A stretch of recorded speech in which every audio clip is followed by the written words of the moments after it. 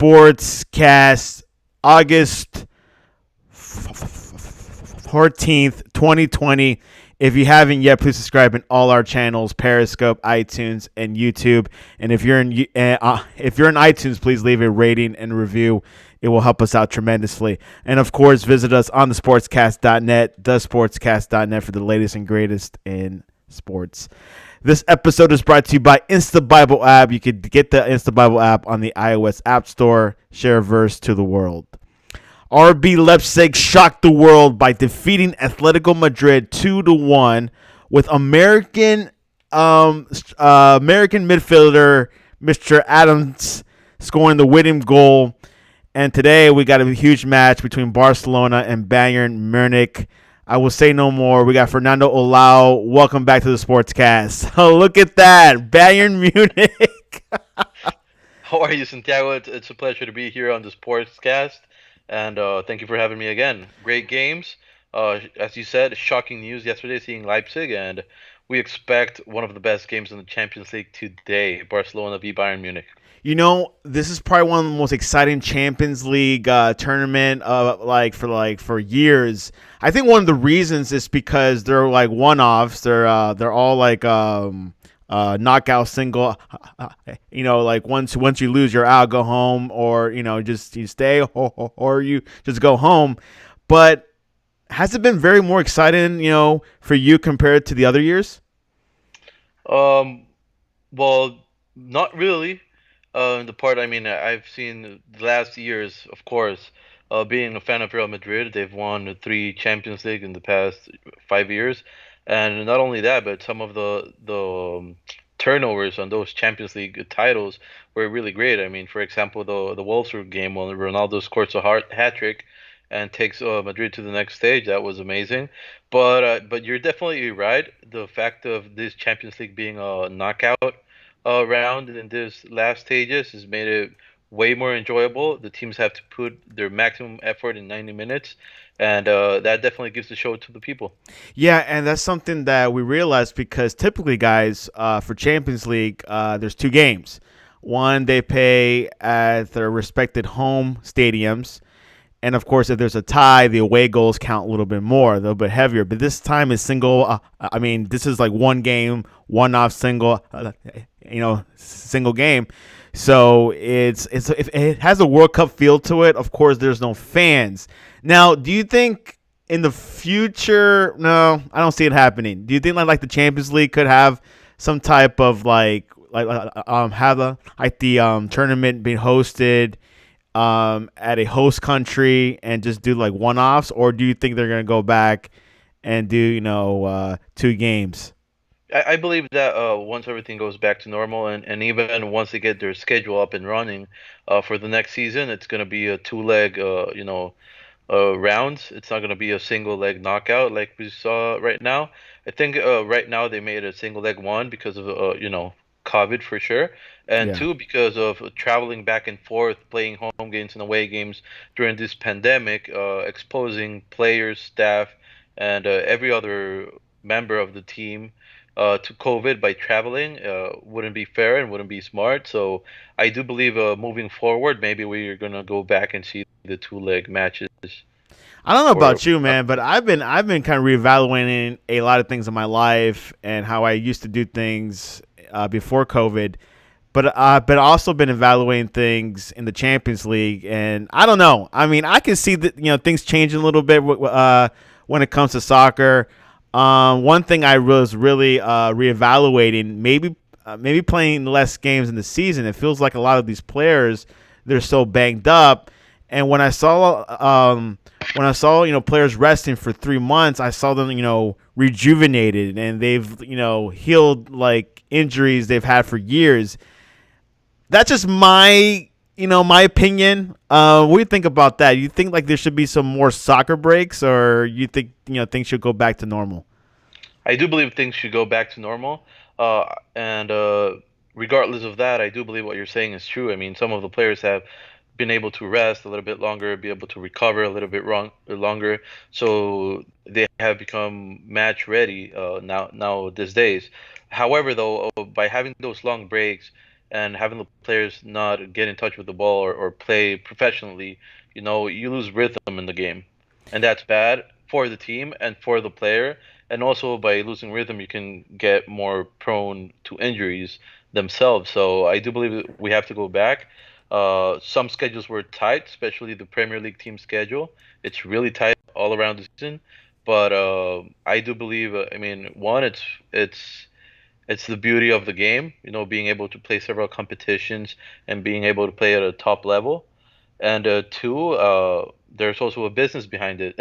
So I'm pretty sure that's a big factor as well. Yeah, what I was thinking about that is also a huge money factor. Business. I mean, if you don't play, for several months, like they're not making money. So it's definitely a huge business in Europe. So money talks, and I don't expect them changing any schedules. Maybe Champions League. I'm saying, but that's also a money thing too because if they play at the home stadiums, they probably make money off of that too, right? Yeah, There you that's go. correct. Yeah. They don't want to We make always a got to whole remember there's nother. business behind the game, Yeah. and that's a huge factor. Yeah, exactly. No, It's like for college football, like the small schools when they visit like a big school like Alabama, they make $2 million. So they need to play those big schools to make money. It's probably the same for soccer, for Champions League. If they go, if it's RB Leipzig versus Barcelona, they'll make some extra cash in order to make that extra money to pay those players where they have huge contracts. Anyways, let's go recap what happened on. Was it yesterday or Wednesday? It was yesterday. yesterday. Yeah. Thursday. Yes. Man, all my days are a little blurred together. RB Leipzig defeated Atletico 2-1. It was a shocker. Everyone said it was going to be Atletico. Cholo Diego Yeah. Simeone. A goal by Danny Olmo. No, headed the German side. Yeah, substitute Joao Felix leveled the game for Atletico, and then of course Adams, the American Adams, scored the winning goal. Tell us, Fernando, your recap and your analysis over this crazy match. Well, I believe we all expected a game like this from Atletico de Madrid, and probably I was expecting Leipzig to be a little bit more careful to where they were going to propose. Atletico Madrid, I mean, they were playing their game, waiting for the opponent and trying to do those counters where Gianni Carrasco was amazing, but it was a tough, tight game in the midfield. It was not a clear game. With that being said, I mean, the first goal from Leipzig was a great goal, a great play, and definitely they did deserve that one. Then a clear penalty for Joao Felix, which he manages to score, a great penalty kick taken by him. I'm not sure he's worth the 126 billion paid for him at the beginning of the season, but nevertheless, he had a good game. And then that last game from Tyler Adams, the American, it's just one of those games where you have the luck. I mean, they shot, the ball bounced on the Savage, and it completely changed the direction for Jan Oblak, which has been one of the greatest keepers this last years. And it was a shame because I mean, not that Leipzig didn't deserve to go through, but I mean to lose a game like that with one mistake at the end, I think it was pretty shameful for Atletico and for Cholo. But nevertheless, congrats Leipzig, and I hope they can keep playing like that. What happened to Atletico and then Cholo? Do you think like they overthought it? Like what were your thoughts when you saw them playing? I believe they were trying hard, but they were playing their same game over and over. And maybe what they missed was a different approach to their attack. Maybe try to look for different options, try to change your formation a little bit, try to make more damage. Because you had Leipzig playing with that line of three center backs, and they're really, really good center backs. Upe Macano is great. So I mean, he's tough, he's agile, he goes fast, he goes good with his headers, and also he's great tackling. So it was a tough game. You probably needed faster players from the start, and just try to go more forward and score, which I don't believe Atletico did that much. Now, this team, RB Leipzig, of course, they're from Germany. They're a Bundesliga club. They face Paris next, PSG, a PSG that also we'll talk about that a little bit later. They kind of won last minute. Can this RB Leipzig team go deep, or do you think they just got lucky with this match, or do you think they're a force to be reckoned with? Okay, so one, I don't believe at this stage in the Champions League, when you're with the last eight top teams in Europe, that you can attribute everything to luck. Again, RB Leipzig deserves where they are today because they fought for it. And with that being said, it's a 90-minute game. If they give it their all and they play a perfect game, they might be able to go through. Uh, but then again, the other side, you have a PSG with so many great players. We saw Neymar having a great game, one of his best games probably. He definitely took the whole team on his shoulders. Mbappe made it also an appearance at the end of the game, which was Which I thought he very was out influential. completely for that match. I thought he was not going to be visible, but he came in second Yeah, no, half. yeah, and he was part of that second goal, which gave PSG the lead to go through. So I do believe Leipzig has a chance because there's always a chance when you're playing football. Uh, they're gonna do their best again. I'm pretty sure about that. And if they're accurate enough and they play the perfect game, they might just go through. But Let, they gotta be really careful with their opponent, though. It's a really tough opponent. let's go to the game with PSG. Atlanta. PSG won 2-1, like you were saying. They had no Mbappe till the second half. They had a Neymar. This is the like the full Neymar, carry the team on your shoulders. Very Brazilian type of team. Defeated Atlanta, which looked a little bit tired. What were your thoughts like over that match? Yeah, definitely. I mean, one, Joseph Ilicic was a big, uh, how do I say this? It was really bad that he couldn't start for Atalanta for whatever personal reason he had. Uh, but nevertheless, Atalanta still had a great team, and they were the Cinderella of this story. I mean, they were the surprise of this story, and sadly, they couldn't make it through. Again, as you said, you had a Neymar that was on fire for the whole game, and then when you add Kylian Mbappe to his tactical approaches, and it was a perfect companionship for him. Also, Choupo-Moting, great movements without the ball that made him do that goal. So I do believe Atalanta had a great game. They got tired in the second half of the game. They couldn't start pressing any longer, and you still had many options from PSG from the bench that could change the game, and that's what happened. Now for the next match when they face RB Leipzig, will they have Di Maria back? Well, apparently they will have Di Maria back, and Di Maria has been one of the greatest players for PSG this season. He has done some great assists, and I mean, y- you look at the PSG squad, and every player on that squad, can make a difference in the game. And if Di Maria is able to play back on this next game, then that's going to be great for PSG. How was the performance from Marquinhos? He scored this goal at the 90th minute. Yeah.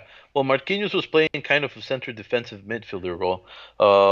He's been a center back for most of the games, but he played this role really good, and he does great support, especially when you got this set pieces. The corner kicks or the free kicks, everything like this. He does do smart attacking supports, which is really important to not lose his position.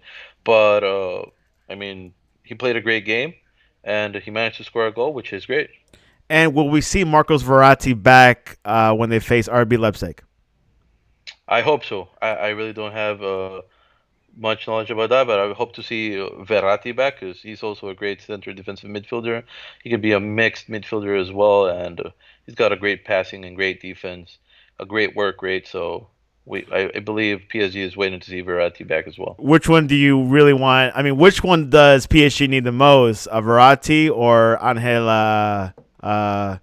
Di Maria? Yeah. I believe. I That's a coin believe. toss. Yeah, yeah, no, that's really a coin toss for sure. But seeing the last game, I would say probably Angel Di Maria Right. to be a little bit more supportive in the attacking plays. I don't know. In my opinion, Neymar was missing some companionship on the attacking on the That first half. second attacker, which Mbappe kind of helped them out a little bit in the Yeah, second half. yeah, that's correct. Um, Julian Draxler, I heard he had to step up. He had to step up a bit. How was his performance in your opinion? Well, Julian Draxler is definitely not on the starting 11, but he's a really good player. He's really fast, and I do believe he made somewhat a difference. Again, you have the Atalanta players tired, so you got a Julian Draxler that's very agile, that's really forward. He likes to go forward and do one-on-ones, create plays. So I do believe he was also one of the great influences in the game. Atlanta, is this the end for them, or do you think they have a good future promising? I mean, promising future ahead of them? That's a discussion because several of their players are were doing really good, and when that happens, you have a lot of other teams searching for these players, trying to get these players. Probably not on the most expensive side of the market, because as you know, the market's like crazy right now. The market's definitely crazy. That Joao Felix example is the best one for me. 19-year-old kid worth 126 million. That's just insane. So if Atalanta manages to keep their roster, then most likely, yeah, they're gonna have a good team next year. But then again, if you start taking away those players that were key to them, like Ilicic, like Zapata, then it's gonna be tough. And you gotta remember that soccer, I mean, every sport, you got such a short window to play it and to be at your best. If you got an offer from the Premier League or one of the top teams in Serie A, or Germany, I mean, you're most definitely prone to take one of those offers. So If Atlanta is more of like a selling team. Well, maybe not a selling team, but it's rare to see an Atalanta this strong and with such good players. And when you're playing good, you can't avoid having eyes on these players or teams. So there's a high chance of somebody wanting to purchase players right now, especially forwards. Uh, I believe the forwards were one of the best. Papu Gomez played a great season as well. Joseph Ilicic, Christian Zapata. So it's going to be hard. It's going to be hard for them, and if they manage to keep the players, it's going to be great because it's going to be a continuing process. They probably can be even stronger. If they start losing players, then it's going to be a disappointment. But we're going to have to see because also in this COVID, I don't want to say post-COVID market yet because we're still during it, Yeah. but this COVID market might change things. Maybe teams will not be purchasing that many players, and that might be good for Atalanta. Yeah, because Atlanta finished third in the Serie A. Is it because like the other clubs are kind of restructuring or like they're rebuilding? Is that why they went up so up in like the table? No, no, no. It's because they had a great team. They had a great season, and you can see even some of their scores were crazy. They were scoring 7 goals in some games, so they really had a power attack, really, really powerful, and an overall very good team. Something to definitely look at. And of course, PSG will be playing RB Leipzig on which that side, the other bracket where we'll preview Barcelona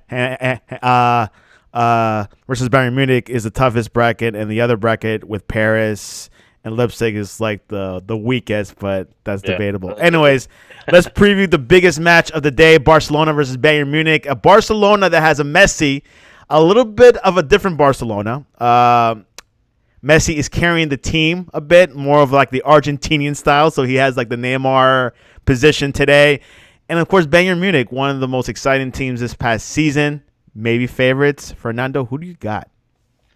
um, this is the toughest question of the day probably, but I mean, and I'm gonna be honest right now. Bayern Munich is one of the most solid teams right now. Great attack, great mid, great defense, great goalkeeper. Like on paper, you're probably going to think that Bayern Munich is going to go through, but when you analyze the other team, and I'm not saying Barcelona has a bad team, not at all. Maybe they haven't been playing their best football right now, but you have one factor that can change a game in 30 seconds, and that's Lionel Messi. and with Lionel Messi on your team, anything can happen. So with that being said, I believe it's going to be a tight match, and for me today, it's going to be about Messi. Who for Barcelona? Who's the second player that has to show up and help Messi? I believe most importantly the midfield. So Frankie De Jongs, I believe Sergio Busquets will be playing, Arturo Vidal, and of course you need, I mean, those connections when you got Luis Suarez and Messi doing their game together. They definitely score some goals. Luis Suarez is a goal scorer, and maybe he can score some today. So who do you think is the second most important player right now for Barcelona for this match? Marc-André ter Stegen, 100%, the goalkeeper. Interesting. And he's going to be really important today when you have a striker as Robert Lewandowski playing on the other side. So Ter Stegen's going to be on his feet today and 100% on point. If it goes to penalties, who would win? Wow, that's actually I haven't even thought about the It could penalties. happen, Fernando. Yeah, It could it could happen. happen. And actually, I would love to see penalties because it's going to be great to see Manuel Neuer on one side and Mark Ter Stegen on the other side.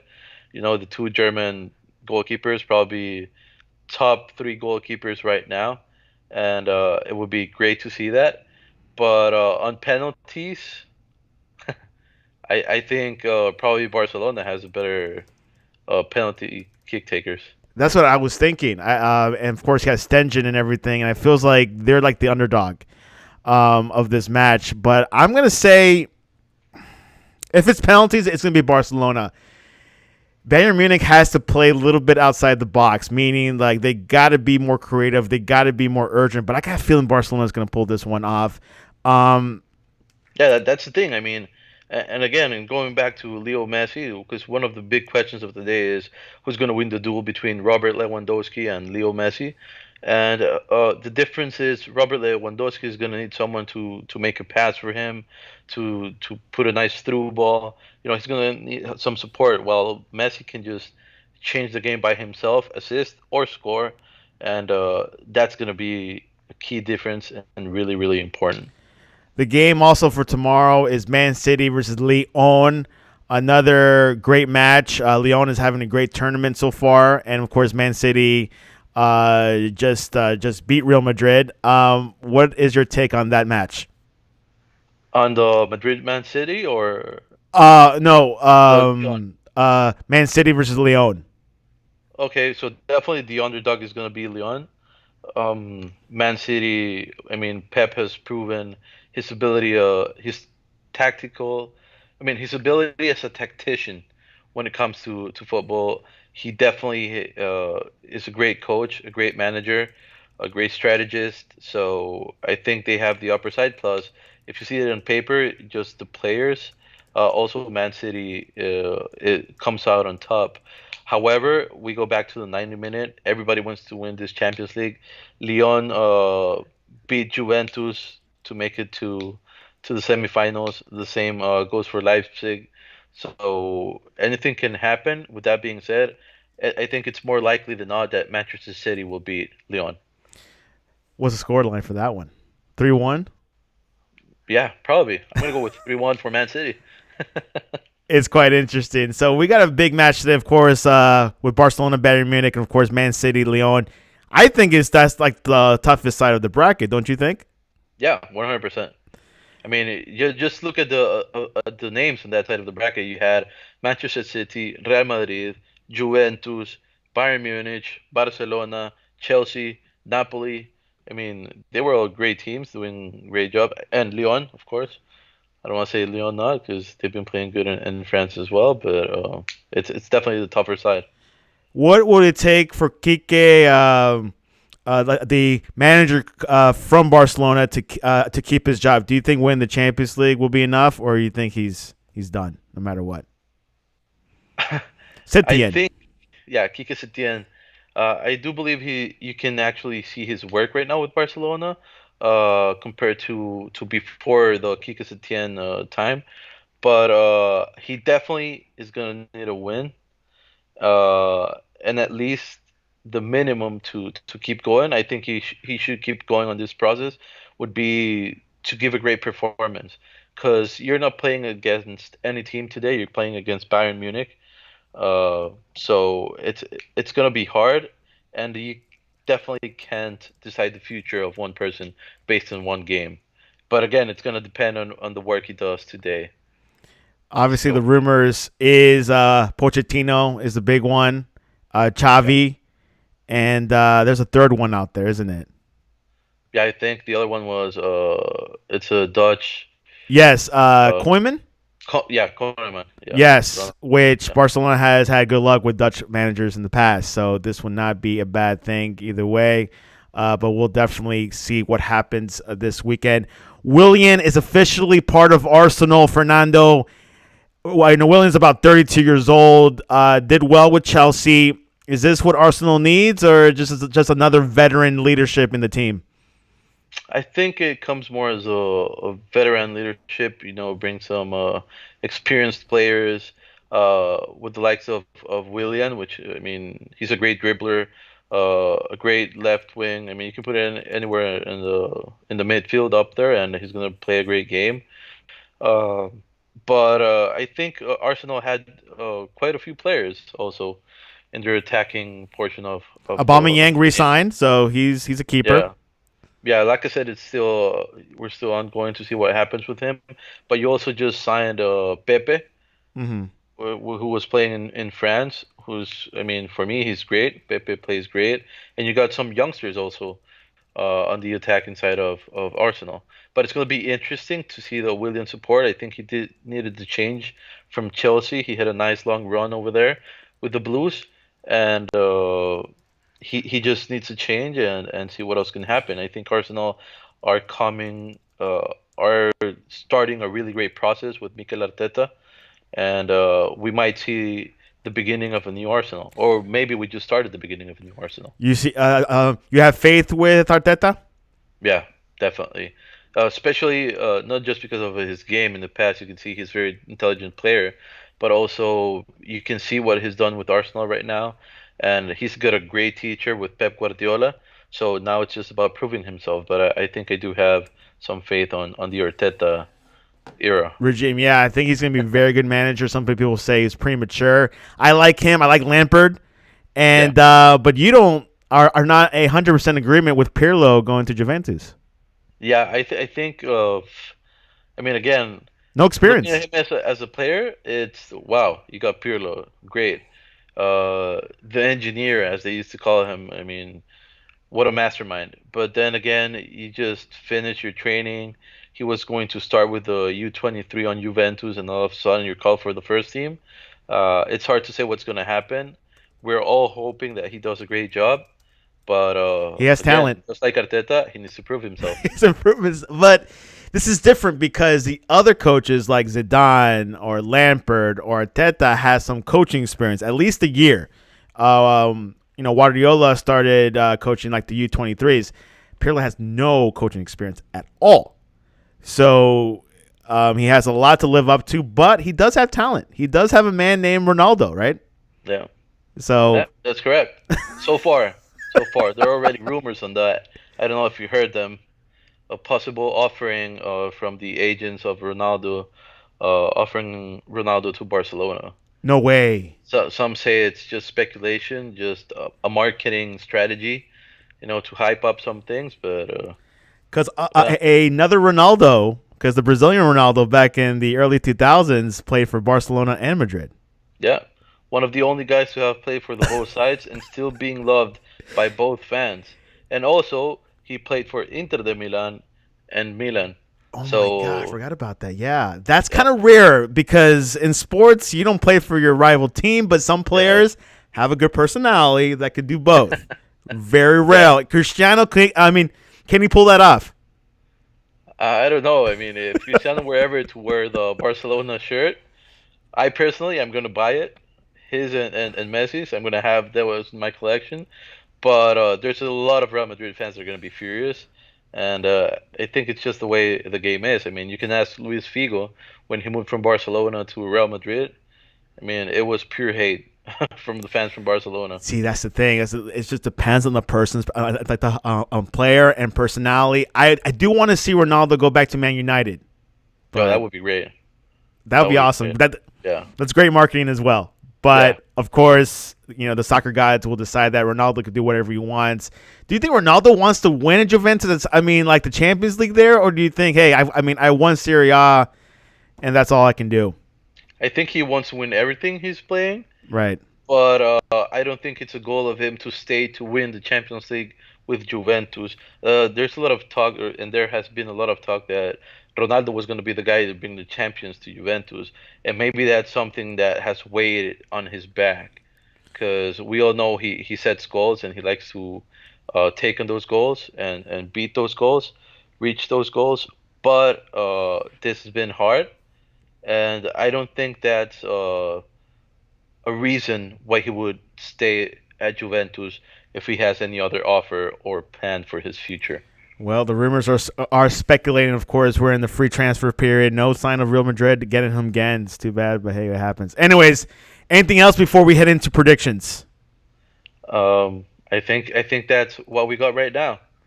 Let's go to Europa League. Who you got between Inter versus Shakhtar Donetsk?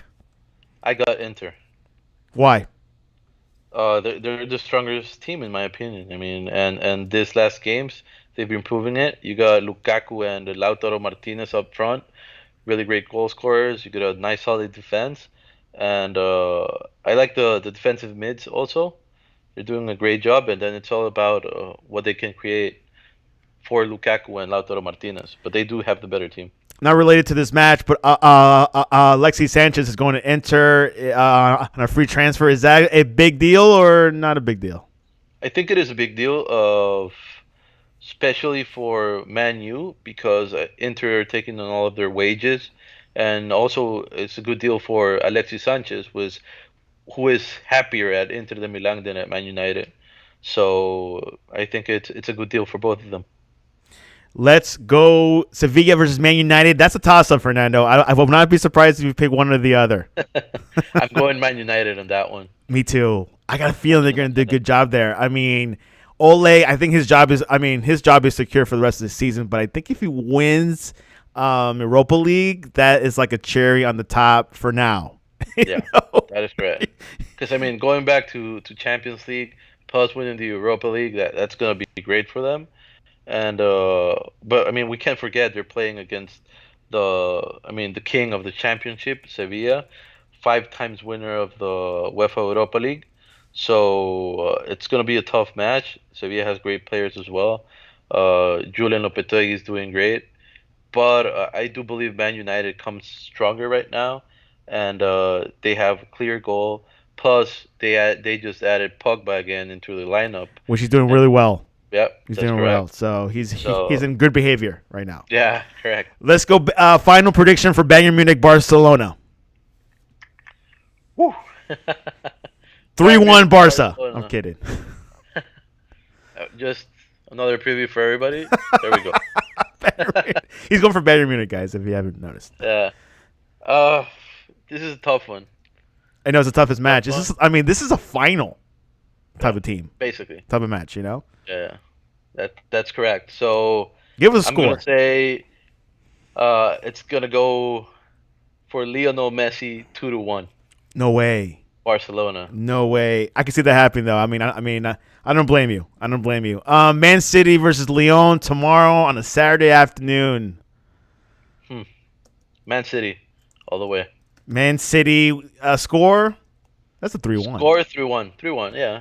Yeah. Yeah, I mean, with a team like Man City who keeps possession and likes to attack a lot, don't let the opponent get out of their, of their field. I do believe Man City is going to go really, really hard on this one, and 3-1 is an accurate result. We should be seeing Kun Agüero there then. Not Kun. I believe he's still on recovery. Okay, well, hey, I got Gabriel Jesus, so that's Yeah. which Gabriel Jesus, who scored against Madrid. yeah, So, which I didn't think he's dangerous. You think he's dangerous, yeah. but Brazilians and Argentinians, they're both pretty dangerous when it comes to soccer, and they're necessary for your club to win something. If you Yeah. don't, you might be scaled a couple of dots. Anyways, Fernando, what is the best way to reach you, to follow you along when you're watching these matches? All right. So you can follow me on Twitter. That's gonna be at FERU245. That's my Twitter handle, and I'm on Instagram as FERULLOA5. Fernando is soccer analytical. He watches these matches in detail. You may not be able to speak to him after Real Madrid loses, but after that, outside of that, he's definitely reachable. And wow, he's as good as I'm not sure. I mean, I think you're one of the top people that I met that knows about everything about soccer, even the Premier League. So, because typically La Liga don't really mix with like the Premiership, but you gotta follow everything if you love soccer. You know. Yeah. Thank you so much for that, Santiago. Thank you so much. No, yeah, no We're problem. That's why you're back in the trying to sportscast. This is be on top of your third things. time. Yeah, yeah. That's correct. Third time on the Sportcast, enjoying it every time, and I Yeah. hope there's. And it gets really more exciting when Jaime comes along, but of course he has a day job, so he couldn't show up. Anyways, you can follow us at thesportscast.net or at the Sportscast1 on Twitter. We'll definitely be tweeting about the matches. We'll definitely let you know what's going to happen if you can't watch it. If you're working like Jaime, where he can't watch TV, but you're able to check Twitter and follow us at the Sportscast1, and we'll give you definitely up to date, because this Champions League for me is exciting. For Fernando, not as much, but I forgive him for that. Anyways, Fernando, thanks for coming on. Thank you so much, Santiago. Thanks to the Sportscast, and I hope to be here soon back again.